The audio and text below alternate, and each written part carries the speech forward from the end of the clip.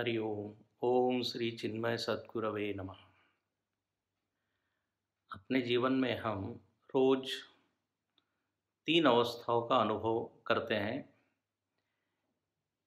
इन तीन अवस्था का नाम है जागृत अवस्था, स्वप्न अवस्था और सुषुप्ति अवस्था। सुषुप्ति अवस्था को ही साधारण भाषा में कहते हैं गाढ़ी नींद, गहरी नींद। ऐसी नींद जिसमें स्वप्न आदि और कोई विक्षेप नहीं है, ड्रीमलेस स्लीप, डीप स्लीप। यह जो सुषुप्ति अवस्था है, इसमें व्यक्ति को विश्रांति मिलती है, बहुत आराम मिलता है, दिन भर की थकान दूर होती है और जब वो उठता है तो एक ताजगी का अनुभव करता है। अब यह विचार करना चाहिए कि यह सुषुप्ति अवस्था जो है, इसमें मैं कहाँ हूँ, मैं कहाँ था उस सुषुप्ति अवस्था का हम अनुभव तो करते हैं, उसका आनंद भी लेते हैं, लेकिन उसका विश्लेषण नहीं करते हैं। तो आचार्यों ने इस अवस्था का विश्लेषण किया, इस पर विचार किया। उन्होंने देखा, और हम सबका भी अनुभव है, कि नींद में हमको अपना भान नहीं होता। मैं कौन हूँ, इसी को शास्त्र की भाषा में अहंकार कहते हैं। मैं को अहंकार, ईगो। अहंकार लय सुप्तो, जब ये अहम भाव का लय हो जाता है तो सुषुप्ति अवस्था आती है। जब मैं अपने आप को भूल जाता हूँ, अहम लीन हो जाता है, मर्ज हो जाता है। कई बार हम पढ़ते पढ़ते ही नींद में चले जाते हैं, तो मैं भूल जाता हूँ मैं पढ़ रहा हूँ। सुनते सुनते मैं भूल जाता हूँ कि मैं सुन रहा हूँ। कभी हम यात्रा करते हैं तो यात्रा में भी इस अवस्था का अनुभव हमको होता है। तो इस सुषुप्ति में पहली बात कि मैं अपने आप को पूरी तरह भूल जाता हूँ, और इस अहम के विस्मृत होने के साथ ही पूरे जगत का भी भान मुझको नहीं होता। जगत का भान नहीं है, और जगत को जानने के लिए जो उपकरण हैं उनका भी भान नहीं है, इंद्रिय, मन, बुद्धि इत्यादि। तो अहम सहित समस्त जगत जो है वो लय हो जाता है। उस सुषुप्ति में केवल एक ही वृत्ति होती है, उसको कहते हैं अभावाकार वृत्ति।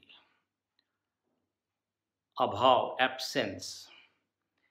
इसलिए महर्षि पतंजलि जी ने निद्रा की परिभाषा की, अभाव प्रत्यालंबना वृत्ति निद्रा।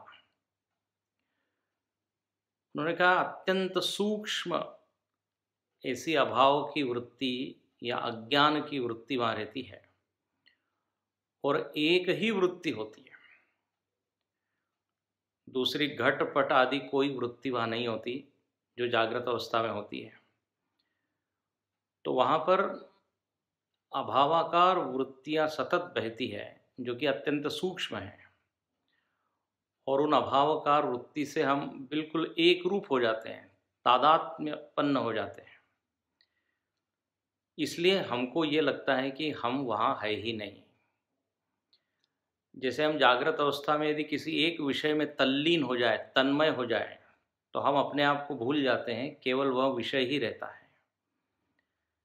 जैसे संगीतकार संगीत में पूरी तरह डूब जाते हैं, तो उनको अपना भी कुछ भान नहीं होता।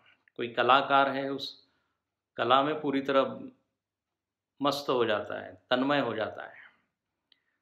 जो वैज्ञानिक है वो प्रयोग करते करते उस प्रयोग में खो जाता है, तो अपने को भूलता है। इसी तरह नींद में चूंकि विषय अभाव है, तो हम पूरी तरह अपने आप को अनुभव करते हैं कि मैं हूँ ही नहीं। और दूसरी बात, वहाँ पर हमको बहुत आनंद की अनुभूति होती है। आनंद की अनुभूति क्यों होती है? क्योंकि ऐसे इस अवस्था में जहाँ और कोई विक्षेप नहीं, और कोई वृत्ति नहीं, अपने भीतर का ही आनंद वहाँ प्रकट होता है। क्योंकि आत्मा का स्वरूप ही है सच्चिदानंद। तो जब मन पूरी तरह अन्य वृत्तियों से शांत हो गया तो वहाँ पर वह आनंद प्रकट होता है।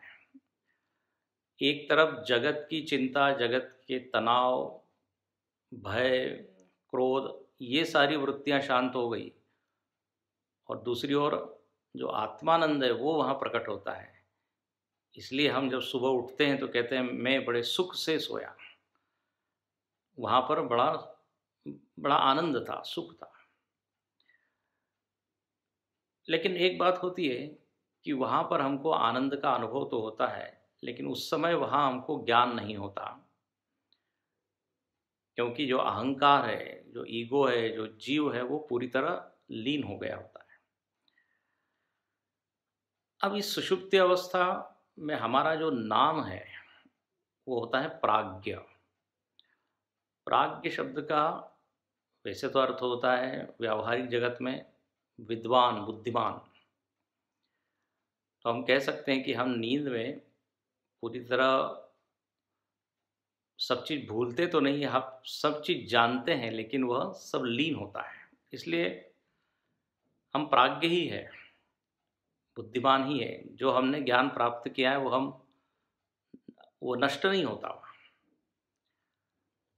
प्रज्ञ एवं प्राज्ञ, तो ज्ञान तो है लेकिन वहाँ पर उसका भान नहीं है।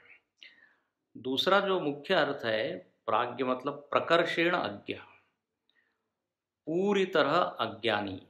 नींद में हम कहाँ सोए हैं, कितना सोए हैं, कैसे सोए हैं, पूरी तरह अज्ञान होता है। इसलिए कहा प्रकर्षेण अज्ञ, प्राज्ञ। और तीसरा एक अर्थ है प्राज्ञ मतलब प्रायेण अज्ञ, ऑलमोस्ट इग्नोरेंट। मैं कुछ नहीं जानता, लेकिन हम सुबह उठ के क्या कहते हैं, मैं ये जानता हूँ कि मैं कुछ नहीं जानता था। तो ये तो ज्ञान है कि मैं कुछ नहीं जानता, इसलिए इसको कहा प्रायेण अज्ञ। लेकिन मुख्य यहाँ पर आप समझिए प्रकर्षेण अज्ञ, पूरी तरह मुझको मेरा और जगत का अज्ञान था। सुबह उठकर हमको स्मृति होती है कि मैं एक ऐसी अवस्था में था जहाँ मुझको मालूम नहीं था मैं कहाँ था, लेकिन वो अवस्था बड़ी अनुकूल थी, आनंद देने वाली थी। सुषुप्ति और समाधि में यही फर्क है। समाधि में भी वही आनंद है, लेकिन वह आनंद शुद्ध आनंद है, वहाँ अज्ञान नहीं है। यहाँ पर अज्ञान प्लस आनंद है। इसलिए सुषुप्ति में जगत नहीं है, जैसे समाधि में भी जगत नहीं है। सुषुप्ति में भी आनंद है, समाधि में भी आनंद है, लेकिन फर्क है। सुषुप्ति में अज्ञान की एक मोटी परत है, और उस कारण हम उस आनंद को प्राप्त करते हुए भी उस समय हमको भान नहीं है। लेकिन समाधि में हमको उस आनंद का भान है। वहाँ अभाव नहीं है, भाव है, अभावाकार वृत्ति नहीं है। अच्छा, जब हम सुषुप्ति से उठते हैं तो हम कहते हैं कि मैं सुख से सोया था, लेकिन मुझको मालूम नहीं था मैं कहाँ था। उस समय मैं नहीं कहता, उठने के बाद कहता हूँ। इसको कहते हैं परामर्श होता है, स्मृति होती है। इसके लिए एक बड़ा अच्छा उदाहरण है सुषुप्ति अवस्था को बताने के लिए। जैसे किसी कुएं में कोई आभूषण गिर गया हो और एक व्यक्ति उसमें ढूंढने के लिए उसको उस कुएं में गया, और जब पानी के अंदर गया तो उसको वो आभूषण दिख गया।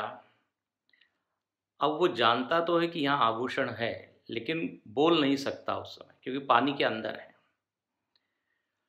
तो उसको यह तो ज्ञान है कि मैं जानता हूँ कि ये आभूषण है, लेकिन उस समय वह कह नहीं सकता,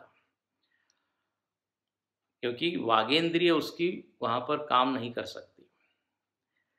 वही व्यक्ति जब बाहर निकलता है तो वो कहता है कि हाँ, ये आभूषण है, यहाँ पड़ा था, मैंने उसको खोजा, मैंने उसको वहाँ देखा।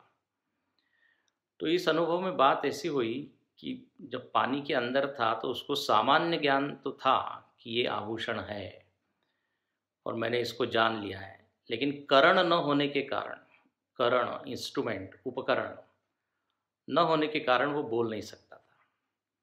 लेकिन जब वो बाहर आया तो उसके सारे करण, इंद्रिय, मन इत्यादि काम करते हैं, तब वह बोल पाता है कि यह दागिना, यह आभूषण वहाँ पर था।